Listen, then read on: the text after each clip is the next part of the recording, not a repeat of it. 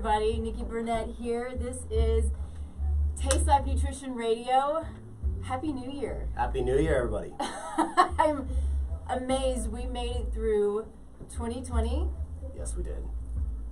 Barely, but we did. And we're moving into 2021. I think we still have a little bit, mixed feelings about 2021. But this morning, I was getting ready for the show. And, there's so many things going on in my head. And I'll tell you, one of our holiday gifts, I think it was actually a birthday gift for my husband, was the Sonos system. And so, thank you. And so, the Sonos, well, no, I don't want to off yet. So there's a reason I'm telling this story. Hold on. Too much? This is new. You're good. You're so good. You're this good. is We new. got it. This is live, right? Anyway, so the Sonos system, and I'm like, okay, I need something that's just going to pump me up and make me super happy, because the show, which I think is a great way to start the new year, this show is about emotions, specifically fear and love. Yep.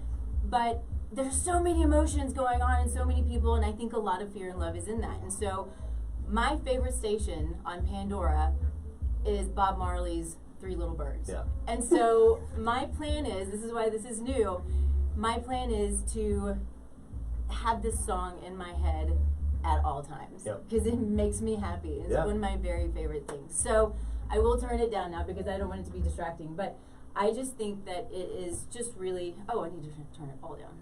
Turn it all down. And I'm not doing my job here very well. You got there. this. Now we got it. Okay, it's only been a year. It's only been a year.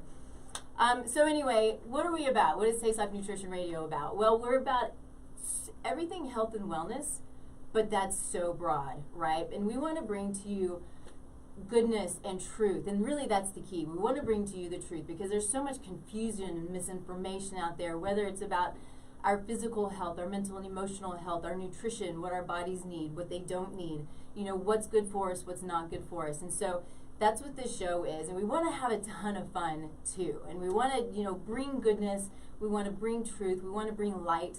And so when I have people on the show with me, they're people who I know are all of those things. They're good, they bring light to the world, they're amazing at what they do.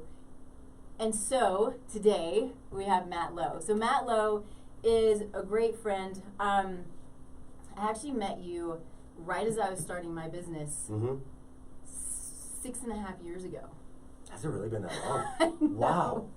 Yeah. We were trying to figure this out earlier, and I was like, I think it's been like 4. But no, it's been longer than that. It has. Wow. Yeah. It's amazing. And I believe one of the things too, and I have this written in my notes here because this is another thing, all of these thoughts going around in my head is I also like to surround myself with people who are happy people. And we're in a place where we have to be the happy warriors. That's it. Right? Yeah. And I think it's really important. I believe Matt is one of those people. Matt is a serial entrepreneur. And I love this about him because I learned from him. He's learned so much, and so I kind of, ride on his coattails a little bit sometimes, I think. But that's what I do. I know, it's amazing. So before we get too deep into it, let's talk about gratitude. It's how we always start the show, because we want to, again, we always want to bring the good. We want to bring light. We want to just be positive even when things can be tough. Life is tough. Life is not easy. Never has been, never will be, but there's so many amazing things to be grateful for. And I'll say, I think if I were to start, I'm grateful to have 2020 behind us. I'm also not, I'm not jaded to think that 2021, like these huge changes are going to happen just because we moved into a new year. Yeah. It's a little bit silly. But sometimes it is that sort of that mental, emotional reset. For sure. I think. And so I'm grateful for that. I'm also just, grateful for friends and family and a great husband and a great place to live and all of the things, there are lots of struggles right now. Those are not things that I'm struggling with. And so I'm super grateful for that. Absolutely. How about you? My wife and I work together. We have been for 11 years. We work in the same room. We have different businesses, but we still work in the same room, same office, always have, always will. one, I'm grateful for that. I'm grateful that we do have an amazing marriage and relationship. It has its challenges when you're together 24/7, separating life and business and being married and being partners and our roles and all of that. But I think more than anything, and I had this discussion quite a bit with clients yesterday, that I am really at the point in my life where I'm grateful for challenge. Yes. Because we only grow in times of challenge. Yeah. Right? And my whole background, and we'll get into this in a little bit, I'm a builder, right? I was a bodybuilder first, then I was a home builder, then a business builder. I mean, seriously. So for me, it was really easy to create all these metaphoric relations to just life and gratitude, and going like, challenge, like you only get better during challenge. Right? It's Muscles true. only grow when we go to the gym and tear them, Yep. and then repair them with proper nutrition, rest, and recovery. So it's like, I think I'm finally at that point where I realize that challenge is the only way to success. Like, you can't have success without it. It is. So I think I'm finally at that point where I think going into 2021, I'm like, I really want to push myself to feel challenged all the time. Awesome. Which is a scary mindset to get in, but we're going to get into that today, right? Yeah, Because fear drives that. Absolutely, it is. One of the things that I think that I love to say, and I love to tell people, and I really mostly probably telling myself, Always. is that failure is only leading to the growth that leads to success. Totally. Right? Yep. You know, so we really can't even call it failure, although it's probably not the way we wanted whatever it was to turn out. But if you don't have failure, you don't grow, you don't succeed. Yep. You know, you don't have challenges, you don't you don't succeed, you don't grow. So thank you for that. I love that. And I love that you're calling yourself a builder, because I think it makes so much sense. So let's dig into that. Let's talk about all of the things. How I tend to kind of start with people is, let's talk about you first. Let's talk about who you are, why you are, what motivates you, what excites you, what's your history, because you have a really lengthy history in entrepreneurship, which is beautiful, because I still feel like I'm a newbie entrepreneur. It's been 6.5 years. I'm like, what the hell am I doing? I don't know what I'm doing. And it's fun when you find those people who are figuring it out and learning and challenging themselves and just getting better and better and better. Totally. And so just real quick, one of his businesses that he started was how we were introduced through somebody you were working with, right? And it was somebody that my husband was working with. Anyway, it's this sort of crazy way that we were introduced to each other. And it was a health and wellness company. Startup. Yep. And so there's so much here that we can talk about, because we love the health and wellness, and it's not necessarily the industry that you're in now, but you're helping human performance, right? That's what I mean. That's what I do. Yeah. Leadership and human performance. So it's like it all led to this day. Yeah. So let's talk about it. Yeah. So for those of you who don't know me, my name is Matt Lowe. I got a start as a young entrepreneur. I was homeschooled growing up, and part of my curriculum, my parents allowed me to choose, and so I said I wanted to study success, because I saw it, right? I saw successful people on TV. I read about successful people. I saw it, and I saw that what successful people were able to do in their lives, right? Give money away, write massive checks to charity. You don't see poor people writing massive checks to charity, or orphanages, or homeless shelters. And so for me, I was like, that's what success in my mind early on was like. It wasn't about creating massive wealth for myself, although that is part of being successful. It's the ability of what you can do with that good, right? Absolutely. All money does is glorify who you already are. If you're an a-hole, you're just going to be a rich a-hole, But if you're a big giver and a kind, giving person, and you're rich, well, look at those people. They're writing billion-dollar checks every year. And so that's what I did. I went to the library, started reading, started my first salsa company. Not dancing, like eating salsa. My mind is... You're envisioning a 260-pound bodybuilder dancing salsa. That's not a pretty image. I love it, It's not though. a pretty That image. would be fun. We should try that. No, so I started a salsa company called Border Salsa. I was a snowboarder, and to keep myself from crying when I cut the onions, I wore snowboard goggles. And my mom had taken a picture of me one day, and it looked hysterical. And so we made a little cartoon character out of it and wrapped it around the bottle. And my mom drove me down to downtown Denver to the Junior Entrepreneurs Academy. which is by the Denver Chamber of Commerce. Okay. Went through that, had some advisement. They taught me how I needed to rent a clean kitchen and make my salsa and yada yada. Long story short, that was my first taste of entrepreneurship. I sold salsa all through high school and college. Unintended. It paid, yeah, right. And that paid for my way through for sports, to travel. Went to Europe for 7 weeks and backpacked. I mean, it was all money that I had made through doing selling salsa. And then from bodybuilding, I went into working for my father, building custom homes for 11 years. And I loved it, right? And so I went from bodybuilding to home building, and then I loved that, but I get bored very quick. I'm an innovator, I'm a visionary kind of guy, and so like after 6 months of doing a repetitive task, I'm like, nope, I'm good, I want to move on.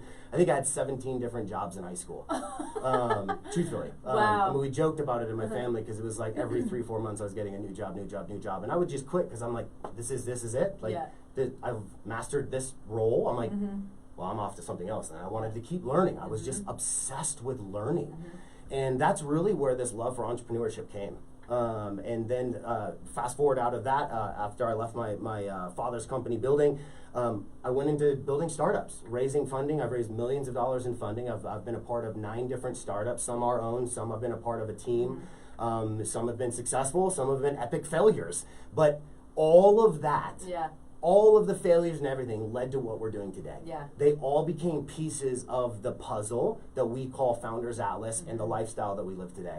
And so that's why failure, I mean, on our fridge it says fail forward fast, because the faster we can fail, we know we're that much closer to success. So it's like, when I fail, I don't want to fail 6 months from now. I want to try and go all out as quick as I can, put all of my effort into something and figure out if it's going to work or am I going to fail quick.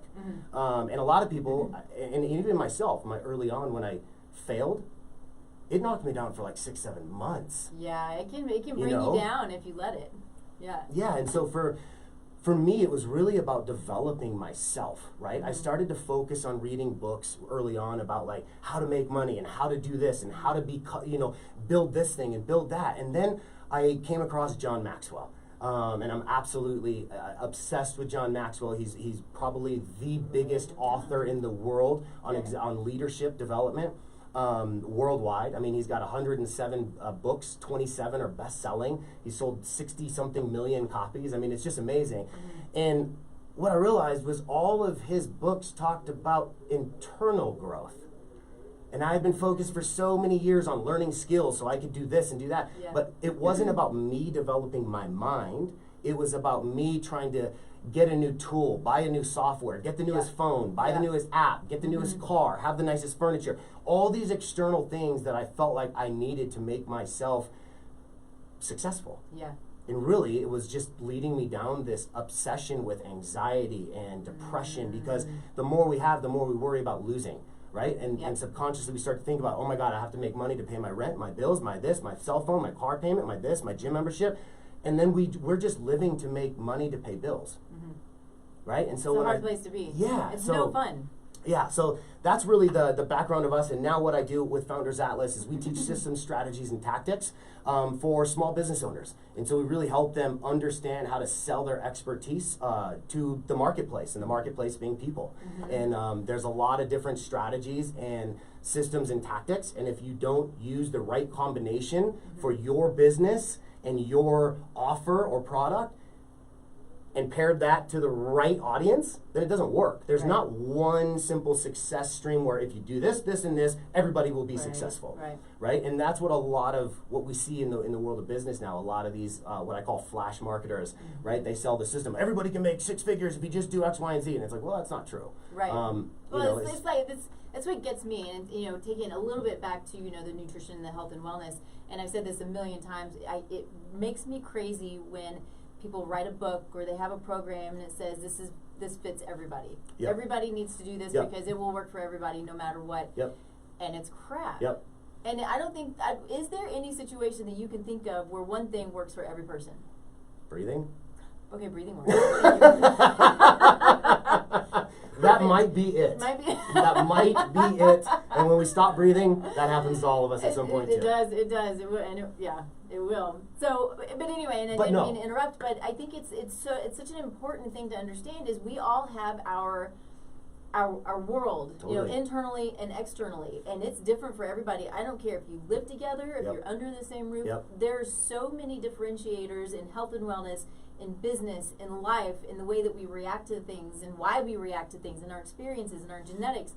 All of these things make us unique and beautiful. Yeah, absolutely. But it also makes it really difficult to figure out what works. Well, and honestly, it's ever changing too, because Yes. as our bodies get older and evolve and change, and our hormones change, what worked last year may not work as well this year. It's and true. I got to see that firsthand in bodybuilding, right? From one year to the next year, early on, I'm like, I don't understand, because I documented everything I ate, the hour I ate it, to the ounce, right? Type A. Then just a bit. Yeah.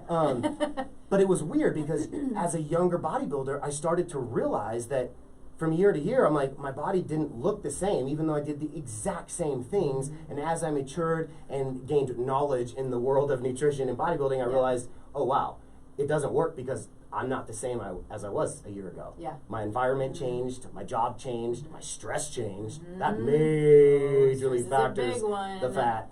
Yeah. But one of the things too, and oh no, I'm having a massive. I do it all the time. All the Oh time. my gosh, The I wanted brain to say farts. something too. Yeah. Anyways, we'll get back to it, but yeah, really, it's just about following that passion that you have and figuring out what works for you. Yeah. Right? And it's not a one-size-fits-all world that we live in. Yeah. And even, I mean, that's marketing, right? And we teach that in our courses, and we teach the emotion behind marketing. And that's so huge. And that same emotion that we use in marketing is the same emotion you see being used in politics today, right? Right. And that goes back to what we're going to talk about today: fear and love. Fear and love. Biggest things that we use as marketers to sell: fear and love, It's emotions. true. Well, they're the biggest emotions that we have. They're Yeah. the most real emotions that we have. Fear and love. You've got all of these little ones, sort of sprinkled throughout, but most of them really are based in one way or another in fear and love. And so before we get into that, let me take a quick break and talk about one of our sponsors, Rightful, who is, I've been saying for the last year that they are a new company. They're still newer to the market, but this is my year anniversary with this show. Oh, right on. Yeah, so Congrats. yay me. High High five. It's just so crazy and so much fun. And, we love KUHS. We love Henry. Henry's amazing. And he's allowed me to come in and just, sort of talk about what I want to talk about, which is good for me. So, but, we're streaming live here on KUHS. But Rightful is a company. They are expanding their line a bit, but they started out as a pain management supplement. And so I don't know that I've talked to you about it. I probably haven't, but it is a great supplement. It's in liquid form. It's based in coconut milk. It's the main focus of it, or the main component of it, is turmeric or curcumin. Okay. And so it works really, really well. But it also has a little CBD in it. So and it's got some adrenal modulators. I think it's got ashwagandha in it. So there's things that help you to adapt. They're called adaptogens, right? Also will help you sleep at night for the nighttime formula, help to wake you up and get you focused in the morning. That's why I love it. I have an issue with focus. And literally from the day that I started this show a year ago, that was sort of my New Year's resolution last year without even knowing it, was I need to work on my brain, I need to work on my focus. And it's been interesting because I've done quite a few things, with working on brain health through my chiropractic friends, Lynn and Sam, y'all should know them. And then, these supplements. Anyway, I don't get really long-winded with this stuff. I guess because I get excited. But Absolutely, I'm the same way. Yeah, so. yeah. They're a great company. Check them out. They work really well. Give it a little time to work. It could be a week. It could be a month. People are different. But it works really well for those pains that you're having trouble with that don't go away. You always want to know what your pain's coming from. But sometimes, like with my husband, he has a fused ankle. You can't fix that with nutrition. You can't fix that with lifestyle changes. Yeah. So, things like, there are things that we want to think about. I should just do a whole show on that. You should. There's so many great things out there. Yeah, like this, so. yeah. So anyway, you can go to rightful.com, put in the code TLN20, and just order them. Oh, look, TLN20. See, this is Henry. He's got it all taken care of. Yep. Don't even know what's happening. All right, so thank you, Henry. Thank you to KUHS Denver. We're streaming live, and this is, as far as I'm concerned, the best station out there, but it's one of the top stations in the country, so we're really grateful to be a part of it. Okay, so let's get into the good stuff. Yeah, let's do it. Fear and love. Fear and love. So, as I was kind of putting this together, when I kind of start to put questions together, I do a little research, and I'm seeing we have our personal issues, or call them what you want, with fear and love, but then there are also those in business. And as you said a few minutes ago, business, religion, politics, marketing. Marketing. Yeah, everything in our world is being sold to us all the time. Yeah, exactly.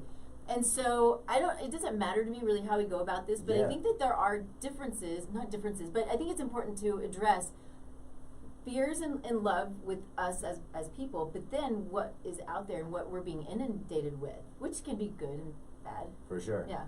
Yeah, and I think it's an interesting conversation to have with fear and love, right? Because a lot of people live in fear, a lot of people live in love, and a lot of people fear love, and a lot of people love fear. Oh, wow. So yeah. Think about that, though, yeah. right? When we really start to break down people as human beings, we can start to look around our society and see people that absolutely love fear, right? They're the fear mongers, right? Yeah. All they do is prey on using fear to control people, right? And we see that played out in politics. We've seen that played out in politics for decades and decades and decades. It's just gone rampant really now with how social media is, right? They've become the dictators of free speech. Yeah. And if I don't care what side of the politic line you sit on, I'm a proud American. I don't care if you're liberal, I don't care if you're conservative. You should care, though, when privatized companies are restricting your freedom to love and your freedom to fear and your freedom, whether it's hate or love, right? Yeah. It doesn't matter. And what they think is love and or hate or fear, right? Yeah. And so it's a big effing deal. It's a very large conversation. And it's hard to my wife and I were chatting this morning going, how do we condense this down into a 1-hour show? And I'm like, I think this could be an ongoing conversation, right? Well, there you go. We'll do it again. Absolutely. And I think that's an interesting piece, right? So for myself, as an early entrepreneur, as soon as I had my first epic failure, and we lost everything. I lost my home, I lost my cars, my wife and I were couch surfing, we were homeless for 6 months. I mean, we ate top ramen and canned tuna for 40-something days. Know that top ramen is so toxic. It is very toxic. We had we had no money. I mean, we couldn't even deposit 10 grand in our bank account and we wouldn't be at zero. I mean, IRS seized our account. It was one of those young entrepreneur mistakes that you're just like, you don't even know what happens. I mean, I still to this day was like, I don't even know how that got to that point. I took really bad business advice from people that were rich and I thought they knew what they were talking about, you know? And so after that, fear became what I lived by. I was so afraid of failing again that I feared success. Because when I had what I considered success before that and I lost it, that fear of not having a place to live or go or what you're going to eat or how you're going to pay your bills or what you're going to do, and I'm newly married, you know, and that was one of those really hard times for me. And honestly, I mean, I didn't eat for almost 3 weeks. My wife was freaking out, going, okay, well, we finally sleeping at a friend's house in a spare bedroom. And I think 3 weeks in, one day, she just walked in, ripped open the blinds, threw a laptop on me and said, figure it out. And I said, figure what out? She goes, figure out how to build it again. She goes, I know you're so afraid of trying again because you don't want to lose it again, but you've got to build it back up. And if you can't believe in yourself, you have to understand that other people believe in you still, and I am that person. And that's literally... Oh, I love it. I love good partners. That's the only thing that got me back up, because I had no belief in myself. I had no faith that I could do it again. I had no money. So I'm like, wait a second, I got to go raise 10 grand to get to zero. So I need 20 grand to get to 10, you know? And I'm like, this is just, there's no way out. Yeah. Right? And I think that probably a lot of people feel that way, which is really awful and scary. But knowing that people have been there and have gotten out of it. Totally. It's a beautiful story, and keep sharing. And that's the only thing that gave me hope outside of my wife believing in me. Why? I started reading stories of epic failures. Oh, wow. Right? And so I started reading about all of the major shakers in the world. Every single one of them has this exact same story. They've lost their everything more than once. And a lot of them multiple times until they got to this point. You know, you look at Musk and his near failures. You know, I mean, he leveraged everything and had to borrow money for rent. You know, and yet look at where he's at now. One of the second richest man in the world, in the U.S. or world now. I mean, it's just ridiculous how fast he's growing. But you hear of all these people. They started in garages. They slept on the floor. They did these things. And it almost became one of those things that I call it the Silicon Valley mindset, right? Where it's like it's used to just being struggling and you got to go raise money to build a company and all these things. And I was just like, I got warped up in all of that. And to really see firsthand how fear and love is used in that industry to control money, to control these companies after they collect money. After so many years, I was just like, I want out. I don't want any of this. I don't want any part of this controlling machine. And that's when I said there has to be a better way to build companies that don't require some rich person to give you a check and then control every action that you do with your branded company, right? Because you get a lot of these great companies that start and then just fade out because they don't stick to their morals and their ethics of why they started. The money now controls the actions that they do, and that goes back into the fear and love, right? Because now they're fearful that their money will be taken away, so they start to do the things and make the changes in their brands that maybe they wouldn't necessarily have done before, but back into our own personal lives, we do that ourselves. We worry about so much shit in our lives that never actually happens. It's true. And then what happens though is you keep worrying, what could happen? You worry until it happens. Yeah, or you worry yourself into disease. Yeah. That too. But and sickness and just complete exhaustion, and your adrenals are completely shot. You have no energy. You're lethargic all the time. So what do? Because your hormones are out of whack, you start eating all this junk food because you're craving all these minerals and vitamins that your body and brain are craving that you don't have anymore because you're literally thinking yourself sick. Yeah. By allowing yourself to dwell on things you cannot control, like politics. I'm sickened by what's going on in our country and our world right now. But me alone, I cannot change anything in my external world. Right. What I can do is believe and pray and support and use love as a way to surround the people around me and push away those that want to walk around ridden with fear. Yes. I don't want fearful people in my life. Not unless they understand how to leverage fear in a good way, right? But if they're using fear to control people, I don't even want you close to me. And I can see that coming from a mile away now. When you I love that. Yeah, sorry. No, don't be sorry. I just let you keep going and going and going. I will go on my tangents before we know it, it's tomorrow.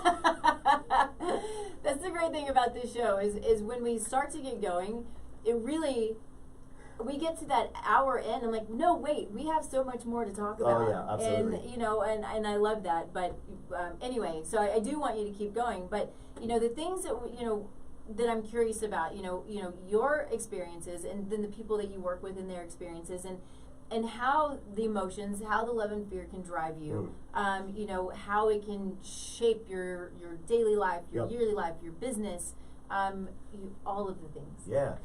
It's so interesting because I got my start in bodybuilding, but then I became a personal trainer because I was just obsessed with learning the tips and tricks on how to help people tweak their body and lifestyle and performance. And it was like when I say fitness and lifestyle, that's not a weight, a look, a certain body fat percentage, just a way of living, right? Fitness to me is a way of living.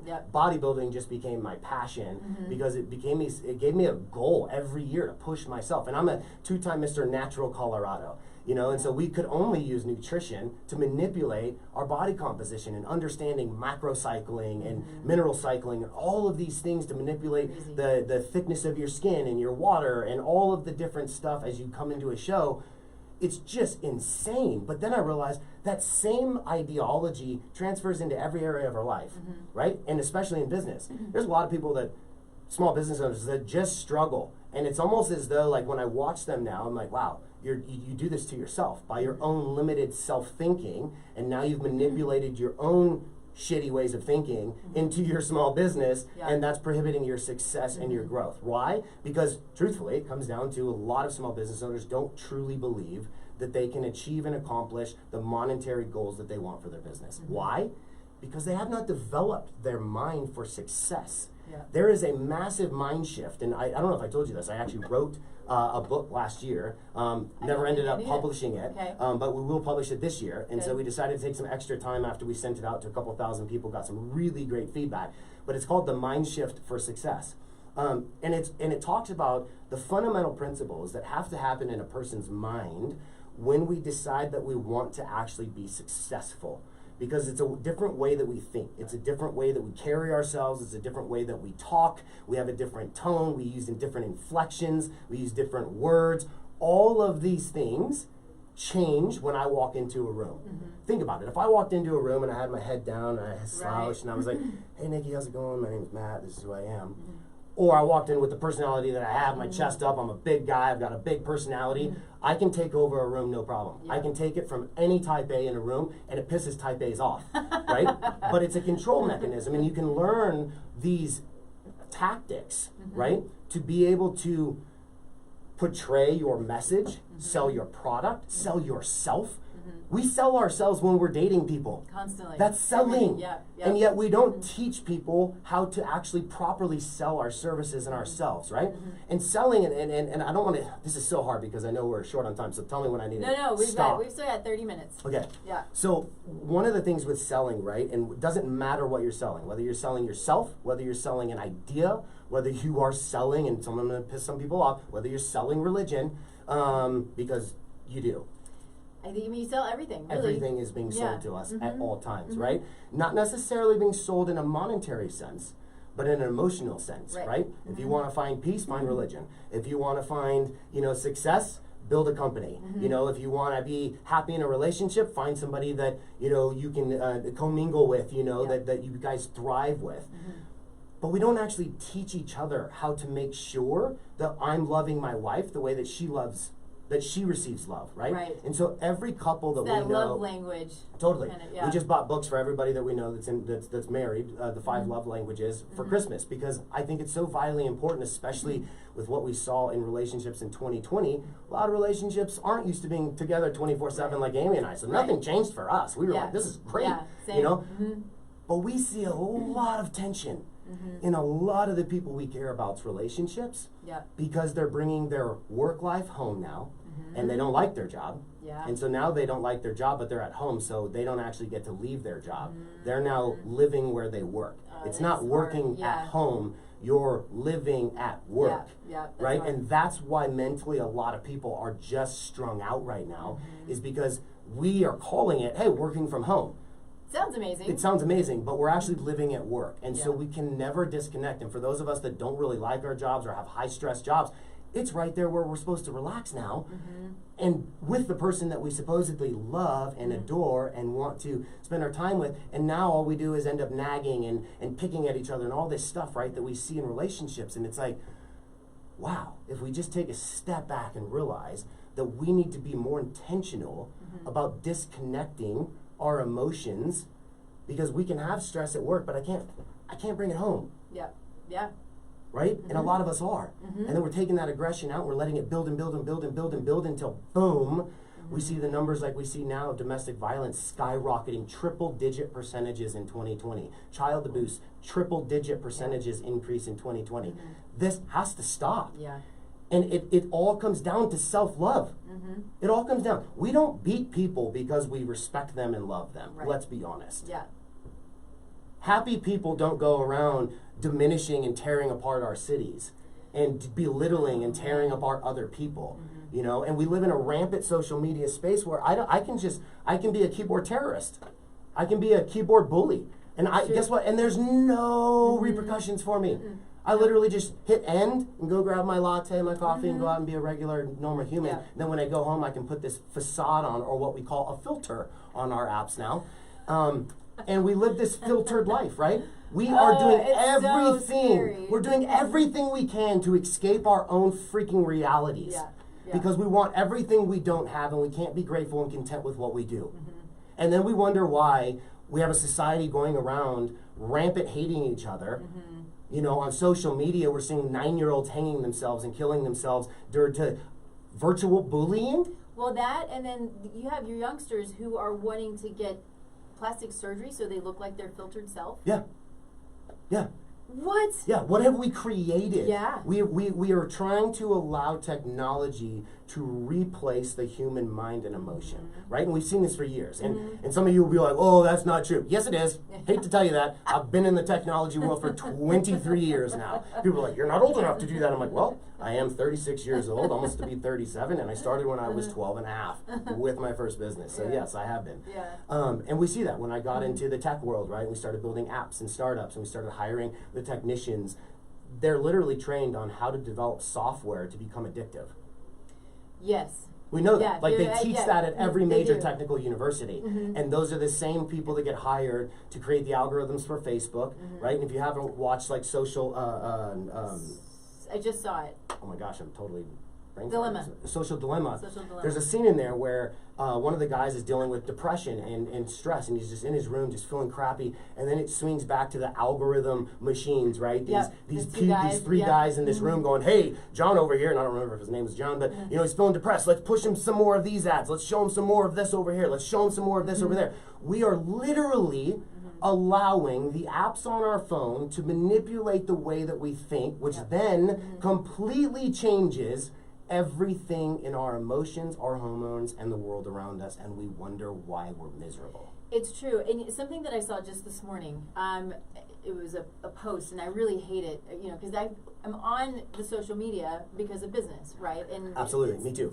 Right, and it's really frustrating, and I get more and more frustrated all the time, but one of the comments, as of, you know, from the events from yesterday was, you know, people have all of this information at the tips of their fingers. They can look, they can find anything, they can find anything. But my first thought was they can find anything that they want you to see.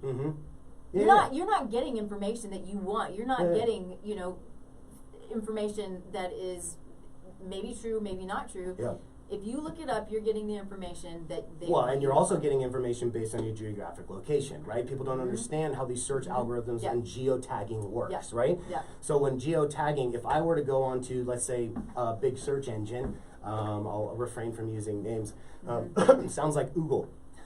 But if you search something here versus search something in Florida, you're going to get a very different result based on your geographic location, right? Well, it's the same thing that I just said, right? In our apps, we live a filtered life. When we take our camera pictures, we have let's just put it to level 3 or 4 to smooth out my wrinkles and so I don't want people to see my real self, right? Or we just make all these ridiculous filters. There are no filters here. There's no filters here. This is how beautiful I am every day.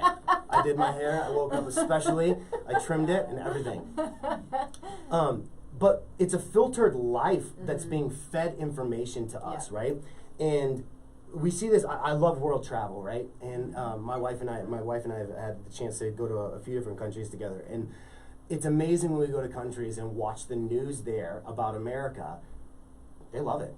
They love it here, and it's so funny because when we sit here, we don't even like ourselves anymore. But not even as news. I mean, you turn on news, there's nothing good on news. We don't even have a television at our house anymore. And we refuse to have one. Like, there's just nothing. If I need it, I can go online and get it, and there's ways that I can search. You know, you can use search engines that aren't filterable, you know, like DuckDuckGo. That's what I use, DuckDuckGo. A lot of other platforms. I've refused to buy into this society that everything's in mass chaos. If you just stop and drive around your city, do you see the chaos they're showing us every day? Yes, in some of the major cities, some of them, right? But it's not constant. It's not constant, right? When we were living in LA just a few months ago and they were showing all the riots with everything going on with the election, I mean, they were burning down cities, throwing Molotov cocktails at police. No one was calling for, hell, they were raising money to pay for the bail for all the people that were getting arrested, you know, and yet now, you know, we have another group that breaches, and now that same fear-mongering media corporation now wants to profile all these people and say they need to be arrested and held accountable. It's like, wait a second. We can't, if we want love, we need to love across the board. Right. We can't have love for this over here and not love for this over here. And, well, we want equal rights for everybody, but now since we've been treated so bad over here, we're actually going to treat you so bad over here so that we can equal out the playing field. Like, it just doesn't work like that. We just got to take a step back, because what everybody's doing is, well, literally and figuratively throwing the bombs and throwing the flamethrowers at everybody else, instead of going, okay, I need to work on me. Good or bad, whatever, not bad, but, you know, we all have our own things to work on. And I need to love me and take care of me and take care of my family. This is one of the things when I'm teaching or, talking with my clients is you have to be healthy in order to take care of everybody else in your world. Absolutely. And you want that then to flow through to the community. So when people see you taking care of yourself, physically, mentally, emotionally, whatever it is that you need to work on, we all know there's stuff that we need to work on. But when people see that, it starts to make little tiny changes. People notice it. And this isn't something that's gonna, make change tomorrow, but it might make change for you tomorrow, for me tomorrow, for somebody else tomorrow.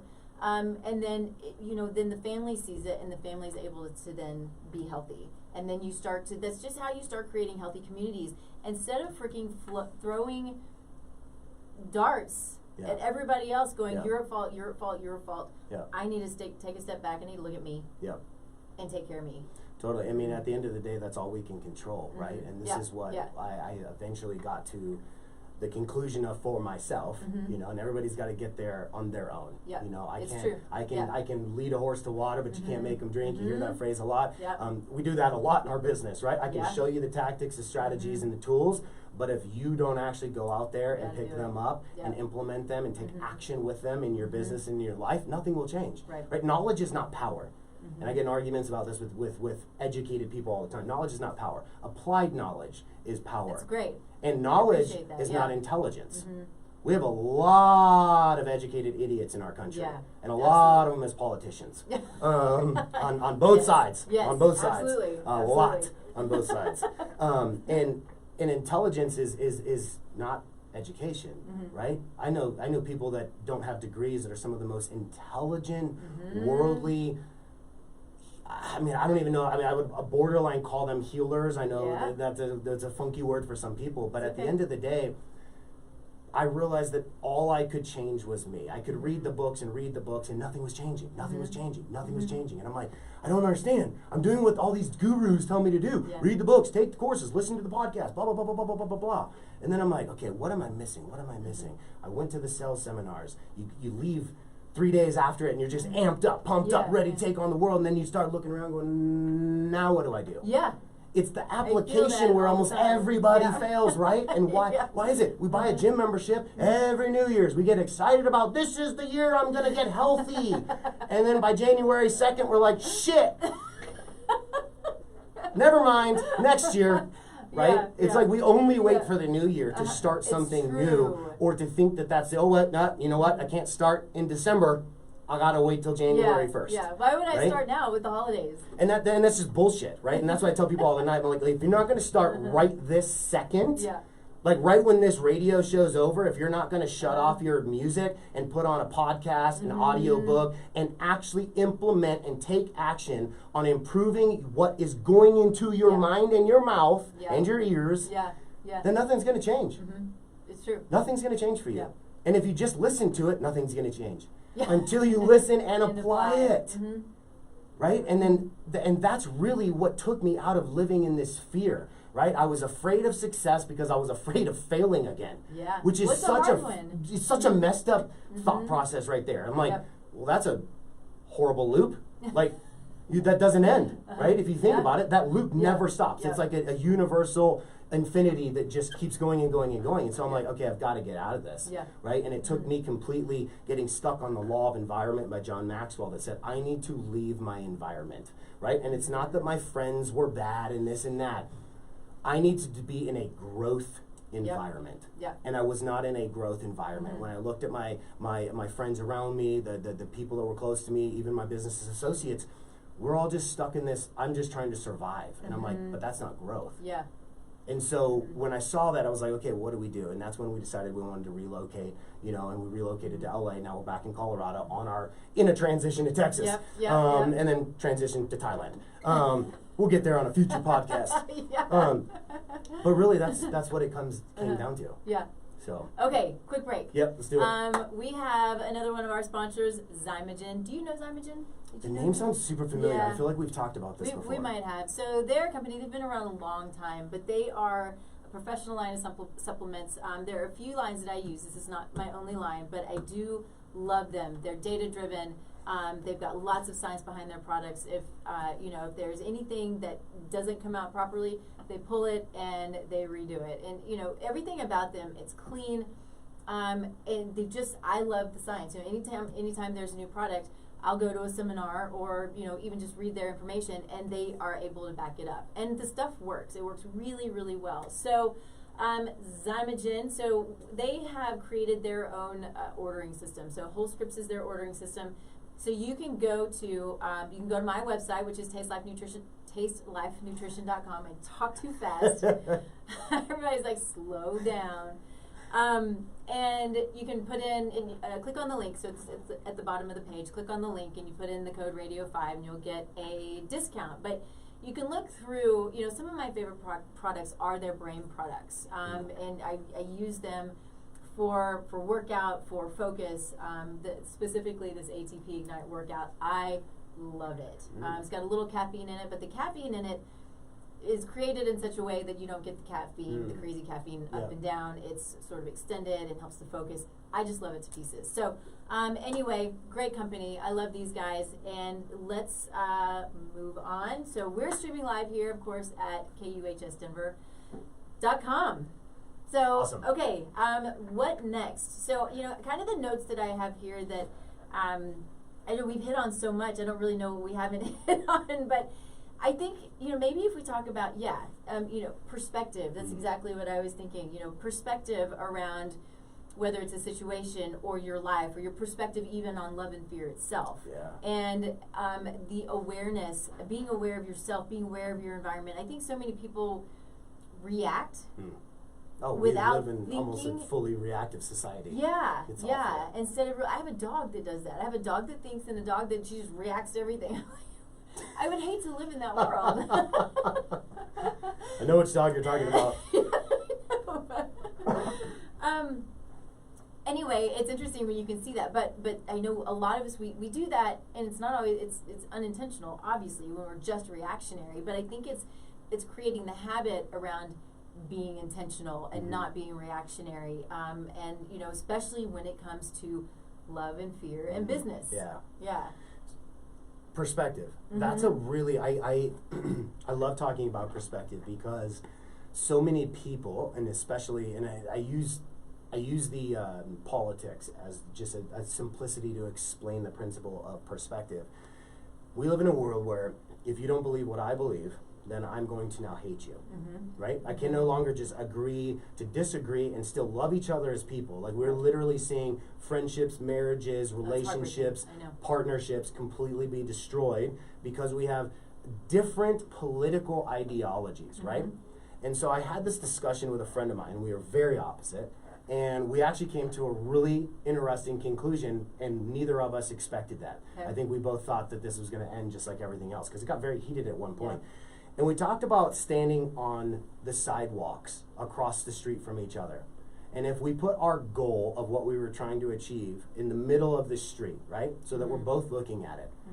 But then I explained what I was seeing from my perspective to him, and he explained to me what he was seeing from his perspective. Would it be different? But if the objective was to reach the center of the street, would the goal still not be the same? Right, yeah. And we were like, yes, absolutely. So, can we all have completely different political beliefs, but ultimately have the same objective as a goal? Absolutely. Yeah, sure. Yes, we absolutely can. Because if we're looking at each other right now, if you explain to me what you see around me, and I explain to you what I see, we have very different perspectives on what we see. But if what's sitting right here in the middle of us is the goal that we're both trying to achieve, it just has a different perspective. And so sometimes we need to actually put ourselves in the other person's shoe. And it's so much easier said than done. Yeah. Something that I just thought of, and I don't really know if it makes sense, and maybe I think it does, but I think that there's a little bit of a trust when you have people who are your friends, who are different, have differing opinions. There's a trust that you're both going at that same goal with love. And appreciation, because I think on both sides, and I don't know how we just got on politics, but there's still so much love and fear in both. But if you're coming out of love or you're coming out of fear, then I think that that makes it that much worse. Well, does that make sense? Yeah, and I think and we've talked about this a little bit before, right? When I look at fear and love, fear is control, love is freedom. Right. Right? And so when we look at the things around us being showed to us, being marketed to us, look at commercials when you see pharmaceuticals. Oh my gosh. It's nothing great. And then the list of things that you might die from if you take it, it's like it's fear, fear, fear, fear, fear, fear, fear, fear, fear. Everywhere you turn on news, fear, fear, fear, fear, fear, fear, fear, fear, fear. Well, what happens? Well, we knew decades ago, we've known that when we can create a society of fear, that is the easiest way to control man. Yep. Not love, fear. Even though, switch it now to marketing, fear and love actually equal about the same in conversions, right? So I can use fear, or I could just simply choose to use love, which is what we teach in our marketing, and that's what we've talked about, right? Yep. We're selling, if I'm selling a service or a product, I'm going to sell the loving result to my ideal client, helping them address a pain that they're having in their life that they can't figure out. Right. And if I can create a product or a service to help my ideal customer get out of this painful situation with their business and their struggling, incomes and all of this, and help them create something of extreme value and give them more freedom and happiness and all of these other things, that's invaluable. Yeah, absolutely. Right? But I can't sell that to everybody because not everybody's in that mindset to receive that. Not everybody wants it. Why? Because some people have become obsessed with fear. Yeah. We are an obsessed culture of fear. And it sucks to say that, but let's call it what it is. Yeah, it's true. Right? I mean, we are living everything we do. We turn on social media, it's fear. You Google anything on Google, the first things that pop up is fear, fear, fear, fear. It's not all the love, but there's more love happening right now in the world, people to people, person to person, community to community, than the fear that's being propagated and shoved in our face. Yeah, it's disgusting. Right? And so I tell people, I'm like, look, if you want to change the world, we got to change our nation. If we want to change our nation, we got to change our state. And if we want to change our state, we got to change our communities and improve them. And if we want to improve our communities, we got to improve our schools. And if we want to improve our schools, we need to improve our homes. And if we want to improve our homes, I need to improve my family. And if I want to improve my family, I have to start by improving me. So it just went full circle. Everything in this world, if we want it to be better, starts with me, starts with you, starts with every single person that's listening right now. Yeah. Not them trying to fix their spouse or them trying to fix their kids. It's them working to fix themselves, their own perspectives, their own principles, their own anger problems, their own self-belief, and their own addiction to fear. Yeah. I don't even know what to say after that, because it's so true. We're seeing, and I see this again. I really try to stay off the social media, but it's there for business, and so I look and I see so much. I'm so afraid of this, and I'm so afraid of what's going to happen, and I have so much anxiety, and I have clients coming to me going, I have so much anxiety over what's going on. So I can't fix that nutritionally. What I can tell you to do is turn off the news. Let's work on yourself. Let's work on nutrition. Let's work on these things. But let's get away from the things that are starting to create, or that are creating and have been creating for so long, the fear and the anxiety and all of these things. Those are the things that are, like you said, are going to beat you up and beat you down. Stress shrinks the brain. Once that starts to happen, then everything just starts to go. Well, and that goes back to perception is projection, right? What goes in becomes our reality in our external world, right? If we eat shit, we start to feel like crap, right? We start to have all these problems, these ailments, because we're eating processed foods and all this junk. Well, guess what? When we hear crap over and over and over and over and over and over and over and over and over, psychologically, we know that we can literally reprogram the way people think about themselves, about their society, about their fellow citizens, by indoctrinating a way of putting these, and we're talking not even words, right? We're talking gigahertz with brain waves and the music that we listen to. There's so much research and science about this. This is what became my obsession with human performance, right? And biohacking. Because I was like, holy crap, I know scientifically now that we can reprogram people's minds. We look at, industries like in organizations like neuro-linguistical programming, right? Yeah. Understanding how to literally create the synapse connections of how we create the emotions to the external world around us, and how we feel fear about things that we shouldn't even feel fear about. Like, I've never been bit by a spider. Why am I scared of spiders? Why am I afraid of it? Why am I afraid of heights? I've never fallen from something high. We've created these irrational fears based on things that we've watched, seen, or experienced, that we've allowed into our ears or into our eyes, and we've allowed that to affect our emotions, and now we've completely changed the way that we live our life. We don't go after our big dreams anymore. Why? I'm a fear of failing. I don't fear losing money. Fear of looking like a dumbass. I don't want to post on social media. Everybody else looks so cool when they post their videos, but for whatever reason, when I post mine, I look like a dumbass. That's what we all think. Yeah.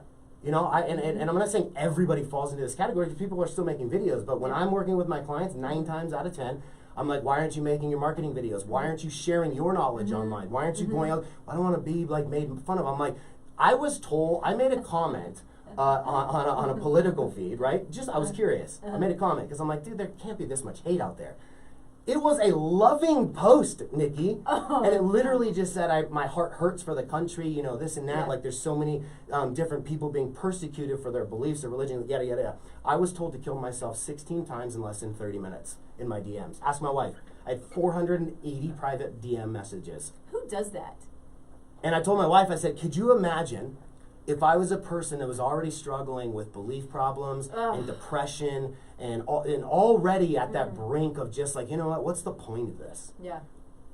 Everybody seems to hate me, and you know what? Now they're even telling me I shouldn't even have an opinion. Yeah. And that's you should just have an opinion, and you don't deserve to live. Yeah, and it's not. But I was like, that's because so many people are living in fear. And honestly, there's nobody ahead of you, there's nobody successful, there's no loving person on planet Earth that would ever say something like that to somebody, and there's nobody that's loving that would ever tear or pull somebody down. And so I tell the people that are listening, I was like, if you have people around you that are making comments and derogatory things and pulling you down, find a new environment. Yeah. Because that's somebody that's already below you. Because the only people that can pull you down are people that are underneath you. Because successful people, those leaders that are in front of you, that are above you, they will reach back to help you up and help pull you out of that slump and out of that thing. And that's what we do with Founders Atlas. We help entrepreneurs that are at that brink. I was that entrepreneur. I was ready to just give up, throw in the towel, and say, I'm done. And it was just my wife walking in that one day. And I'm sorry, it gets me emotional sometimes, but it was my wife walking in that one day going, please don't give up. I know you don't want to live anymore. I know that we've lost everything. I know you feel like a failure as a man. You can't even provide for your wife. And yet in my vows, I told her I would fight for her. And now I'm just like, I don't even have $1 to give you. Here's your can of tuna for the afternoon. That was such a hard point in my life. And we had family and we had friends, but I was just broken. I had attached so much of my self-worth, which was my mistake as a young entrepreneur, but we've done that now as a society, right? We've attached our self-worth to our social media feeds, to our profiles, to our companies, and when those things get attacked, we feel attacked because we've attached our self-belief to those things. It's true. And that's what I realized in me doing my own self-discovery. And it took me years of self-work, and it's nothing you ever achieve, right? We're always learning and always growing. We have to continue to work inside. And then on the business and on our always.